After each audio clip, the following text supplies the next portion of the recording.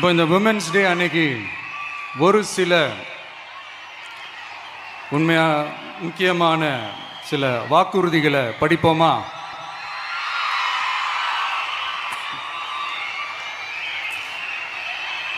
பெண்கள், குழந்தைகள் மற்றும் முதியோர் நலனில் அவர்களின் பாதுகாப்பில் அக்கறை செலுத்துவதே நம் தமிழக வெற்றிக் கழகத்தின் அடிப்படை நிலைப்பாடுகளில் ஒன்று.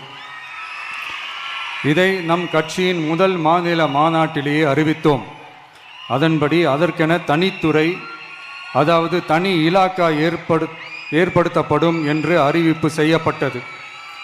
முதல் மாநில மாநாட்டில் அறிவிக்கப்பட்டது போலவே பெண்கள், குழந்தைகள் மற்றும் முதியோருக்கென தனி இலாக்கா உருவாக்கப்படும். அந்த இலாக்கா எனது நேரடி கட்டுப்பாட்டிலும் கண்காணிப்பிலும் இருக்கும். சமரசமற்ற பெண்கள் பாதுகாப்பை நோக்கி பயணிக்கும் நம் கனவு நனவாவது உறுதி என்பதை நமது தேர்தல் முதல் வாக்குறுதியாக சொல்வதில் பெருமை கொள்கிறோம். இரண்டாவது,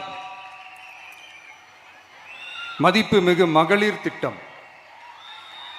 மக்கள் பணத்தை மக்களுக்கே திருப்பி தருவது எப்படி ஓசி என்று கேலிக்கு உள்ளாகும்,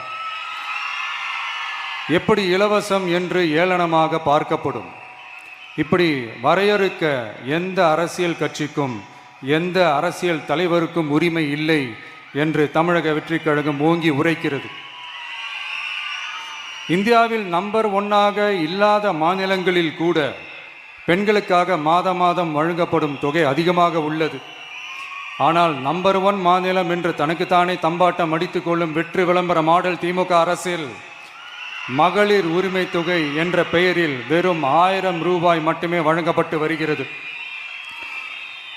மக்களுக்கு அரசின் சார்பில் வழங்கப்படும் தொகையால் அவர்களின் மளிகை சாமான் வாங்குவது போன்ற முக்கிய செலவுகளில் ஒன்றாவது குறைந்தபட்சமாக பூர்த்தியாக வேண்டும்.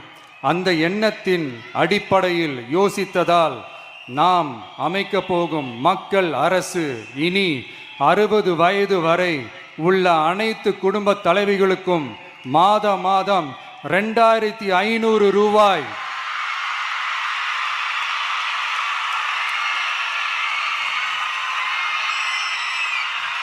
வழங்கப்படும் என்பதை பெருமகிழ்வுடன் அறிவிக்கிறோம்.